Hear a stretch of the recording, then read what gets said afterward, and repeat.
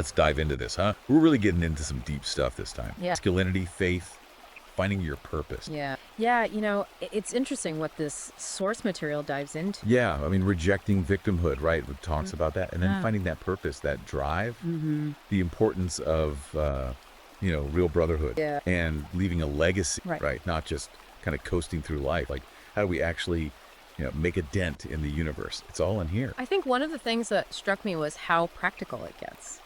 It's not just these lofty ideas like, okay, here's how to build discipline. Here's how to overcome setbacks. Yeah. So many times I've read books or listen to podcasts and it's like, yeah, motivation. But then like, show me the steps, Right. And this one seems to have both. Yeah, I think that's what's going to resonate with a lot of guys. For sure. Like they're looking for real world advice, not just, theories and concepts. So, But speaking of concepts, there is one that's really central to this whole thing, and that's Imago Dei. okay, yeah, I saw that pop up a few times. Imago Dei. So that's what, Latin? It is. Yeah, it basically means image of God. Image of God. Okay. So how does that tie into, being a man and finding your purpose and all that? Well, the source material argues that, we live in a world that's constantly bombarding men with messages about who they should be, Right. what they should look like, how they should act. It's easy to start feeling inadequate. Oh, yeah. You're constantly being judged, right? Like, are you man enough? Are you successful enough? Are you tough enough? Right. And Imago Dei kind of flips the script on all that. How so? It says, hey, your value isn't based on those fleeting societal trends. It's based on something much deeper, something much more permanent. I'm liking where this is going. Right. It's like, forget what the world tells you. Your worth is inherent. You are valuable because you are created in the image of God. Yeah, it's like built in. It's not something you have to earn or prove. Right. So tapping into that inherent worth, Yeah. I see how that could help you reject that whole victim mentality. It's exactly what the source material is saying. Like, yeah, the world might throw you curveballs, Yeah. but you don't have to let them knock you down. You have this inner strength because of who you are, who you were created to be. Okay, I'm with you. And it's not like the source material is just saying, man up, be resilient. It actually gives you a roadmap. Yeah. Like, what kind of roadmap are we talking about here? It talks about setting clear goals, building discipline, things you can actually put into practice, like actionable steps. Yeah, because motivation without action is just a daydream. I like that. Right. It's got to be practical. And you know what's funny? What's that? It even mentions James Clear's Atomic Habits book. Oh, yeah. I was like, okay, this author's doing their research. Yeah, that's a great book on, like, how to form good habits and break bad ones. And then it touches on Charles Duhigg's Keystone Habit Theory, too.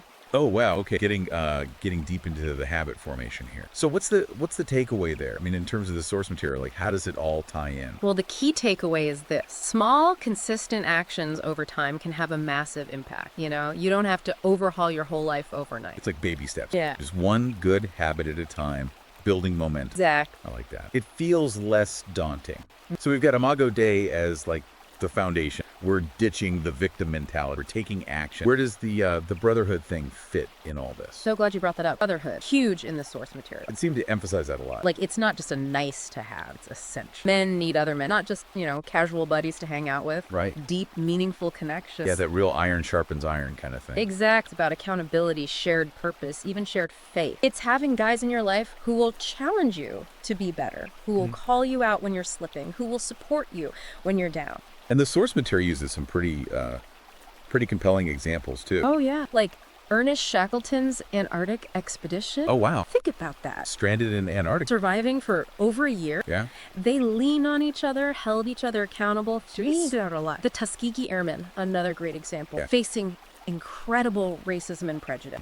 But their bond, their brotherhood, helped them overcome those obstacles and achieve amazing things. I mean, you can't really argue with examples like that. It's powerful stuff. And I found it interesting that the source specifically calls out, digital connections as being insufficient. Yes. It's like, yeah, Facebook friends are great and all, But it's not enough. but you need those real world flesh and blood brothers to have your back. Right. You need that face-to-face interaction, the kind that builds genuine trust and understanding. It makes you think, Yeah. like how much time am I spending online versus actually connecting with real people. Good question to ask ourselves. Yeah.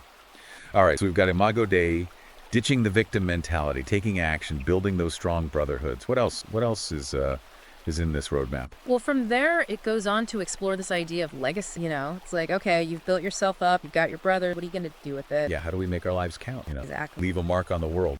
But what kind of legacy are we talking about here? Like money, fame, power. It's bigger than that. The source material argues that true legacy is about impact. The impact you have on others, the values you pass on. So it's not about the size of your bank account, but the size of your impact. Precisely. It's about living a life of purpose and making choices that align with your deepest convictions.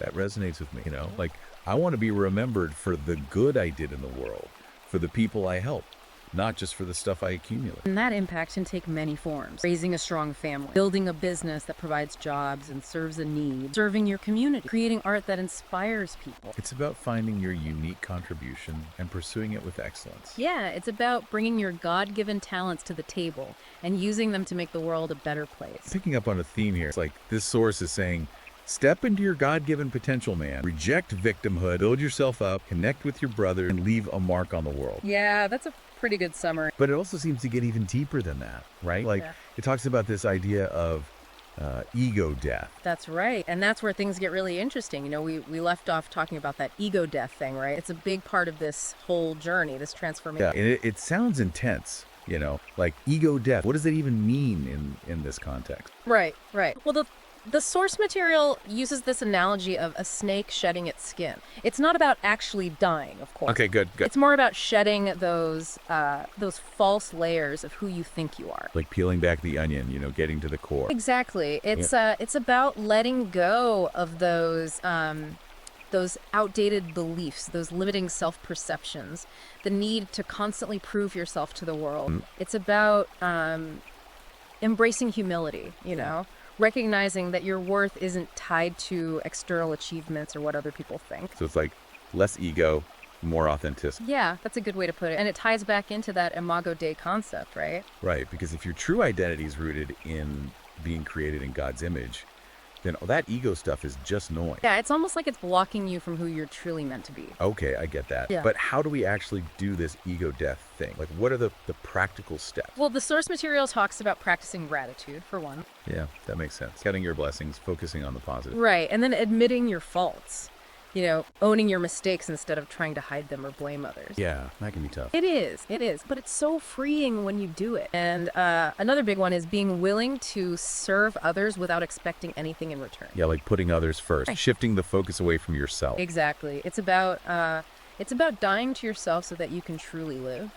Like Okay, so it's not about self-destruction, but more about discovering your true self, aligning with your divine purpose. Yeah, that's a good way to put it. And you know, something else that really struck me about this whole ego death concept is that it kind of ties into this theme of brotherhood that we were talking about earlier. How so? Well, think about it. When you let go of your ego, when you're not so focused on yourself all the time, you're more open to connecting with others on a deeper level.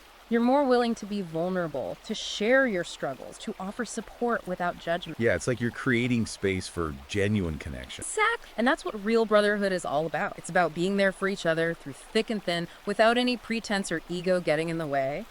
And you know, this source material goes on to use this incredible story. Have you ever heard of Ernest Shackleton? Vaguely, remind me. So Shackleton was this explorer who led this expedition to Antarctica in the early 1900s. Okay. And it was a disaster. Their ship got trapped in the ice. They were stranded for over a year, faced unimaginable hardships, you know, freezing temperatures, starvation, the threat of being crushed by the ice. It's a crazy story. Wow, yeah. But what's amazing is that they all survived. Yeah. And the source material argues that it was their bond, their brotherhood that kept them alive. So it wasn't just their survival skills or their determination. It was the fact that they had each other's back. Exactly. They leaned on each other. They supported each other. They encouraged each other. And in the end, it was that brotherhood that got them through. Man, that's powerful. Right.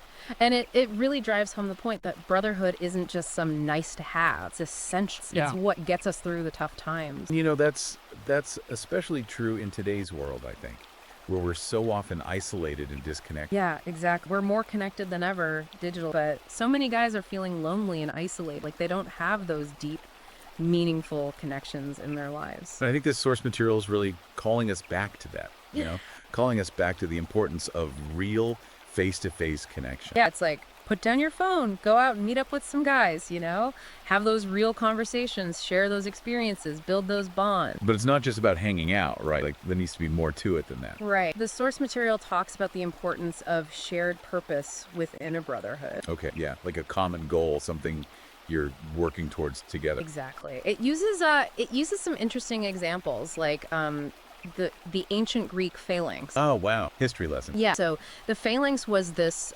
military formation where the soldiers would stand shoulder to shoulder, shields locked together, and they were incredibly effective because they were unified. They were working together as one unit. Strength in numbers, right? Exactly. And the source material argues that the same principle applies to brotherhood. Like, when men are united by a common goal, they can achieve remarkable things. That's cool. Any other examples? Yeah, it also talks about medieval. Okay. You know, these were groups of craftsmen who would come together to share their knowledge, to support each other, to uphold high standards in their craft. Kind of like a brotherhood of blacksmiths or something. Exactly. And again, it was that shared purpose, that commitment to excellence that made them so successful. And it even uses modern examples like sports teams. You know, when you've got a team of guys who are all working together, who are all striving for the same goal, it's amazing what they can accomplish. Yeah, it's like the whole is greater than the sum of its parts. Yeah, exactly. And you know, something that's really interesting about this whole concept of brotherhood is the spiritual dimension. Okay. Yeah, I was wondering about that. Like, does it have to be a specifically Christian brotherhood? Well, the source material definitely emphasizes the role of faith, but it's not about being exclusive or saying that only Christians can have real brotherhood. Okay, it's good to know. It's more about the idea that shared faith can be a powerful bond, you know? Like, when you have guys who are united by their belief in God, by their commitment to living out their faith, it creates this sense of unity, this shared purpose that's really special. Yeah, it's like a spiritual glue that holds everything together. Exact. And the source material highlights the example of the early Christian church, you know? Like, those guys were facing persecution, they were risking their lives, but they were united by their faith in Jesus. They shared everything. They supported each other. They were there for each other through thick and thin. Man, that's inspiring. Right. And it shows the power of faith-based brotherhood. And, you know, that's something that we can still experience today. There are all sorts of men's groups, Bible studies, faith-based organizations where guys can come together and connect on a deeper level. Yeah, I think it's important to find those spaces, you know, especially in today's world where it's so easy to get caught up in the hustle and bustle and lose sight of the things that really matter. Right. But, you know, the source material also acknowledges the role of online communities. Oh, interesting. Like, it's not saying that you can't have meaningful connections online. Yeah, because there are a lot of great online communities out there, especially for men. Totally. But it does issue a pretty strong warning about the limitations of virtual interaction. Okay, I'm curious to hear more about that. Well, the source material cites a bunch of research showing that reducing social media use can actually decrease feelings of loneliness and depression, wow. while face-to-face interactions, you know, actually enhance emotional well-being. So it's like, it's not that online connections are bad, but they can't replace those real-world in-person interactions. Exactly. It's like you need both, but you got to prioritize those real-world connections. Yeah. You know, make time for those in-person gatherings, those shared activities, those meaningful conversations. It's about being present, you know, not just physically present, but mentally and emotionally present. Right. And, you know, the source material argues that that true brotherhood is built not through likes and comments, but through those shared experiences, mutual support, and genuine presence. Being there for each other in person through the ups and downs of life. Yeah, real tangible support. And that's something that you just can't get through a screen. Okay, so we've talked about brotherhood, we talked about ego death, we talked about legacy. What else is in this this roadmap for living the meaningful life? Well, from there, the source material takes a bit of a turn, and it starts talking about forgiveness. Forgiveness. Yeah. Okay, interesting. How does that fit in? Well, the source material argues that forgiveness isn't just a moral virtue, but it's actually a psychological and spiritual necessity. Okay, yeah, I can see that. Like, it talks about how holding on to anger and resentment can actually be really harmful to your health. Oh, wow. So it's not just bad for your soul, it's bad for your body, too. Exactly. It cites a bunch of research showing that unforgiveness can lead to chronic stress, which then increases your risk of heart disease, high blood pressure, depression, all sorts of things. Man, that's pretty heavy. It is. And it's a reminder that when we refuse to forgive, we're not just hurting the person who wronged us, we're actually hurting ourselves. Yeah, it's like we're drinking poison and expecting the other person to die. Exactly. And the source material also emphasizes the spiritual dimension of forgiveness. Okay, yeah, I was wondering about that. Like, it reminds us that God calls us to forgive others as he has forgiven us. Right, turn the other cheek, that whole thing. Yeah. And it's not about saying that what the other person did was okay, or that they don't deserve to be held accountable. It's about releasing them from their debt, not because they deserve it, but because it frees us from the burden of anger and resentment. That's a tough one. Like, it's easy to say, but it's hard to actually do. Oh, for sure. Forgiveness is hard. But the source material uses this incredible example of Nelson Mandela, who, after spending 27 years in prison, chose to forgive his captors and lead South Africa through a peaceful transition to democracy. Wow. Yeah, that's a pretty powerful example. Right. And it shows that forgiveness is possible, even in the most difficult of circumstances. And, the source material provides some practical steps for cultivating forgiveness in our own lives. Okay, I'm all ears. What are some of those steps? Well, it starts by recognizing that forgiveness is a choice. Like, it's not a feeling that just happens. It's a decision we make. Okay. And then it encourages us to pray for the person who wronged us. Pray for them. Wow, that's next level. It is. But it's about asking God to help us let go of the anger and resentment we're holding on to soften our hearts towards them. Okay, yeah, I can see how that would be helpful. And then it reminds us that forgiveness is a process, not a one-time event. Like, it might take time.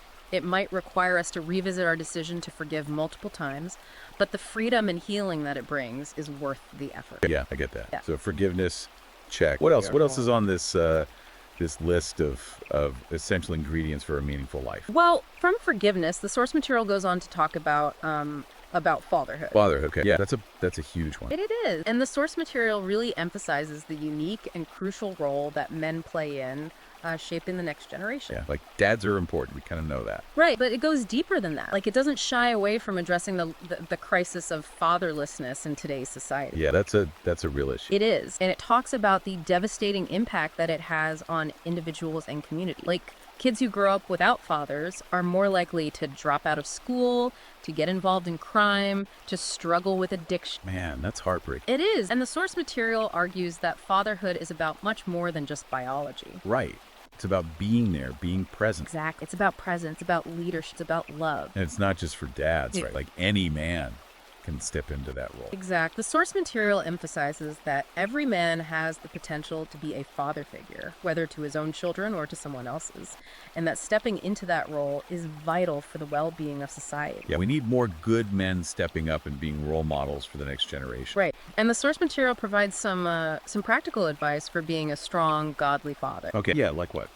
Well, it talks about the importance of quality time. Yeah, putting down your phone, actually engaging with your kids. Exact. And setting clear boundaries. Yeah, teaching them right from wrong, discipline, that kind of thing. Right. And then modeling faith and integrity. Walking the walk, Yeah. not just talking the talk. Exactly. It's about being intentional in fatherhood. Yeah, making deliberate choices that reflect your values and the legacy you want to leave behind. Right. And it encourages us to be present, both physically and emotionally, to engage in our children's lives, to listen to them, to guide them, to love them unconditionally. Yeah, it's a tough job, but it's the most important job in the world. It is. And the source material reminds us that we have an opportunity to reflect God's love and guidance in our relationships with our children. Yeah, like we're representing God to them in a way. Exact. And the source material argues that fatherhood is a sacred calling, a responsibility that should be approached with humility, reverence, and a deep commitment to shaping the next generation. Okay, so we've talked about forgiveness, we've talked about fatherhood. What else is there? What other areas does the source material touch on? Well, from there, it goes on to talk about prayer. Prayer. Okay, so we're getting into the spiritual stuff now. Yeah, and the source material describes prayer as a lifeline to the divine. Like, it's not just something you do when you're in trouble. It's a daily practice. Exact. It's something that strengthens our faith, renews our minds, and aligns us with God's will. Okay, and what kind of advice does it give about prayer? Well, it emphasizes that prayer isn't just about asking for things. Right. It's not just a cosmic vending machine. Exactly. It's about cultivating a relationship with God, a two-way conversation where we both speak and listen. Okay, yeah, that makes sense. And it encourages us to make prayer a habit, to set aside time each day to connect with God, even if it's just for a few minutes. Yeah, like make it a priority. Right. And it provides some practical tips for making prayer more effective. Oh, like what? Well, it talks about finding a quiet place where you can focus. Yeah, shut out the distraction. Right, and writing down your prayer. Oh, interesting. I've never tried that. Yeah, it can be really helpful. And reflecting on answered prayers to strengthen your faith, remembering those times when God came through for you. Yeah, I like that. It's easy to forget about those times when you're going through a tough time. It is. And the source material also highlights the importance of of humility in prayer. Okay. Like it reminds us that we're approaching the creator of the universe, a being of infinite power and wisdom. Right. It's not like we're talking to our buddy. Exactly. It's about acknowledging our need for God, surrendering our will to His, and trusting in His plan, even when we don't understand it. So it's not about demanding things from God. It's about submitting to his will. Right. And the source material doesn't shy away from the fact that prayer can be challenging. Yeah, like sometimes it feels like you're talking to a brick wall. It acknowledges that there will be times when we don't feel like praying, when our words feel empty, or when our prayers seem to go unanswered. Yeah, we've all been there. Right. But it encourages us to persevere. Keep at it. Yeah. Reminding us that God is always listening, even when we don't feel his presence. Okay, so prayer is essential. Got it. What else does the source material talk about in terms of spiritual growth? Well, it goes on to talk about cultivating a humble mindset. A humble mindset. Okay, Yeah. that's interesting because humility isn't always seen as a strength, especially for men. Right.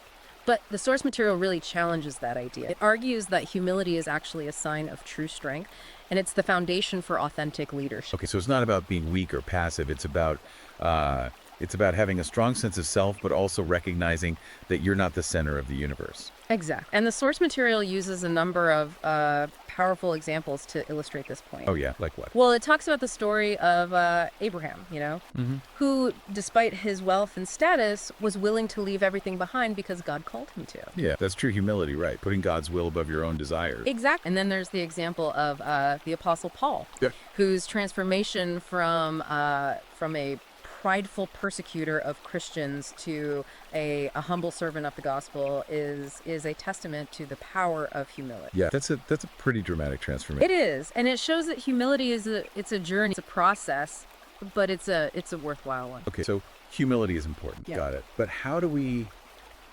actually cultivate humility? Like, what are some practical steps? Well, the source material talks about practicing gratitude, for one. Gratitude again. Yeah. Okay, yeah, that makes sense. Like focusing on what you have instead of what you don't have. Right. And then admitting your faults, Mm-hmm. owning your mistakes, being willing to apologize, to ask for help. Yeah, that takes humility. It does. And then seeking counsel from others. Yeah. Recognizing that you don't have all the answers, that you need wisdom from other people. So it's about being open to learning, to being challenged, to growing. Exactly. And it's all about shifting our focus from our own plans and desires to God's greater purpose. Recognizing that we're not the center of the universe. Okay, so humility is about surrendering our ego, our need to be right all the time. Yeah. And it's about recognizing that true fulfillment comes from aligning ourselves with God's will. Okay, so we've got humility, we've got prayer. What else does the source material say about living a godly life? Well, it goes on to talk about work. Work. Okay, Yeah, interesting. yeah. And it argues that work, when approached with the right mindset, can actually be a form of worship. Wait, work is worship. I've never thought about it that way. Right. It's not a concept you hear very often, but the source material criticizes the Industrial Revolution for turning work into this purely transactional exchange. Yeah, like just a way to make money, to pay the bills. Exact. Stripping it of its inherent meaning and dignity. But it argues that work was designed by God to be a source of fulfillment, a way to honor him and participate in his ongoing creation. Okay, yeah, I can see that. Like we're co-creators with God in a way. Exactly.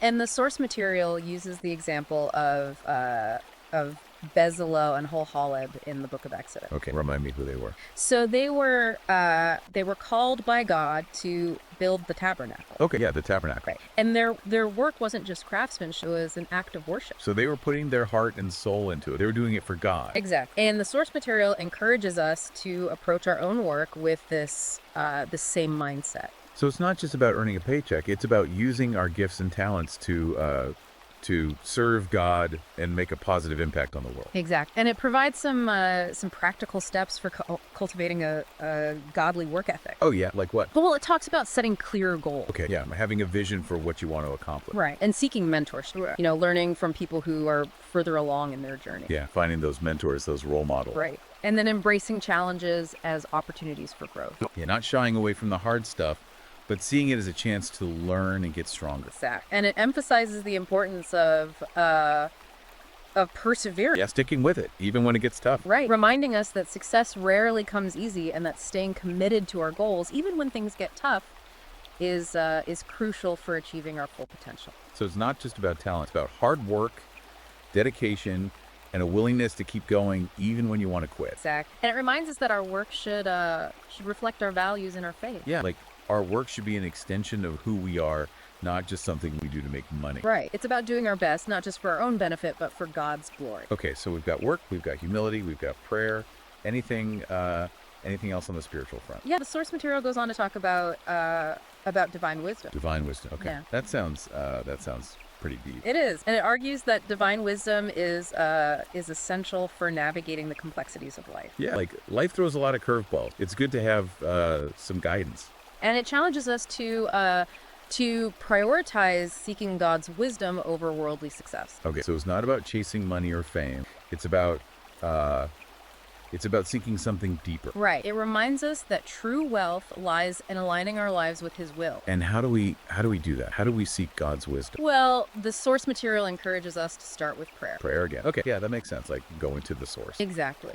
And it reminds us that God promises to give wisdom generously to those who ask. It's not like He's holding out on us. Right, and that He delights in guiding us towards His best for our lives. Okay, but what about those times when it feels like you're praying and you're not getting any answers? Like, what do you do then? Well, the source material also highlights the importance of faith and patience in this process. Faith and patience. Okay, two things that I'm not always great at. Right, but it reminds us that God's timing is often different from our own. Yeah, His ways are not our ways. Exactly, and it's crucial that we trust His plan even when we don't understand it. So it's about letting go of control, surrendering to His will. Right, and the source material also provides some practical steps for cultivating wisdom in our daily lives. Oh yeah, like what? Well, it talks about journaling, reflecting on our decisions. Okay, so taking some time for introspection. Right, and seeking counsel from wise mentors.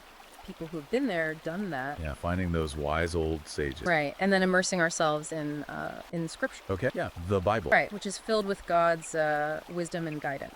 So it's not just about reading it; it's about really studying it and meditating on it, letting it sink in. Exactly. It's a reminder that wisdom isn't something we're born with; it's something we develop.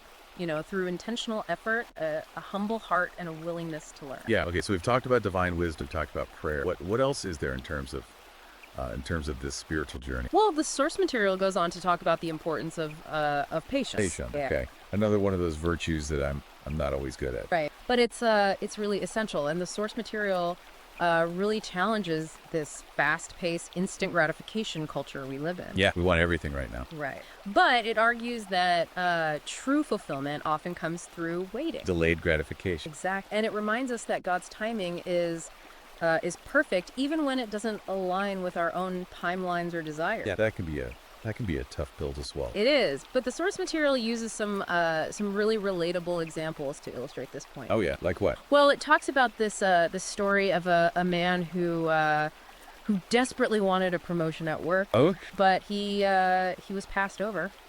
And he was really disappointed, Yeah. He thought he deserved it. Yeah, I can relate to that. Right. But eventually he realized that the setback actually led him to a much better opportunity. Oh wow, so it was a blessing in disguise. Exactly. And it was an opportunity that aligned more with his true purpose. So it's like sometimes what we think we want isn't actually what's best for us. Right. And sometimes the best things come to those who wait. Not because they're passive, but because they trust in a higher plan. Exactly. And the source material also highlights the importance of faith in developing patience. Okay, yeah, that makes sense. All right, so in the first two parts of our deep dive here, we really got into it, from personal growth to this whole concept of ego death, which I gotta say is still a bit mind-bending, but fascinating at the same time. Mm-hmm. But I think it all kind of circles back to that core idea we touched on earlier.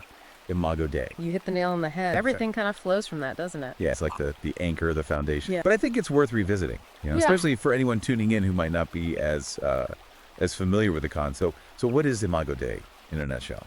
And why does it matter so much, especially for men in today's world? Well, Imago Dei, simply put, means image of God. We are created in the likeness of God. Now, it doesn't mean we're mini-gods running around, but it does mean we have inherent dignity, worth, and potential just because of who created us. And the source really hammers home that this is super important for men to grasp, right? It's like an antidote, a direct challenge to all those negative messages the world throws at men. Like you're not enough, you got to be tougher, richer, stronger, all those things. Yeah, all those external expectations that just weigh you down. Imago Dei says, hold on. Your value isn't based on those fleeting trends. It's something deeper. Deeper, yeah, more permanent and changing. And that's a powerful message because, I mean, let's be honest, society tries to fit men into this pretty narrow box. A box, yeah. It can be stifling. And it can lead to guys feeling inadequate, lost. Imago Dei flips that on its head. It says, your true identity isn't about fitting into some mold. It's about embracing your God-given nature. It's like, forget the world's standard. You have a higher calling. Exact. And that calling, it comes from something eternal, something that can't be taken away by whatever the latest trend is. And, you know, when you start to internalize that, when you truly grasp Imago Dei, it impacts everything. I was just thinking about that, like how we see ourselves, obvious, but it goes beyond that, right? Relationships, work, how we raise our kids. It becomes a guiding principle for your whole life, a lens you see the world through, like a source code, you know? It's at the core. I keep thinking back to those examples from the book, you know, Abraham, David, guys like that. They all had this unwavering sense of purpose. They weren't swayed by the opinions of others. They were driven by something bigger. And that's what the source is pointing to. Those guys, they understood Imago Dei. They knew they were created for a reason, that they had a unique contribution to make. And they weren't afraid to go after it. Exactly. And it's not just about feeling good about yourself, right? It's about living a life that actually matters. A life that aligns with who you were created to be. A life of purpose. That's powerful. And honestly, I think that's the best message we can leave guys with. So much of the world wants to tell you who you should be, what you should strive for. But Imago Dei, it offers a different path. A path to real freedom, real fulfillment. Yeah, and it all starts with remembering this one simple truth. You are a man created in the image of God, and that's where your true value lies. So that's it for our deep dive, but if you're hungry for more, I highly recommend checking out the source material itself. It's a book you can find on Amazon Kindle and Google Play Books. Thanks for joining us on this journey, everybody. And until next time, keep seeking, keep growing, and keep embracing the truth of who you are.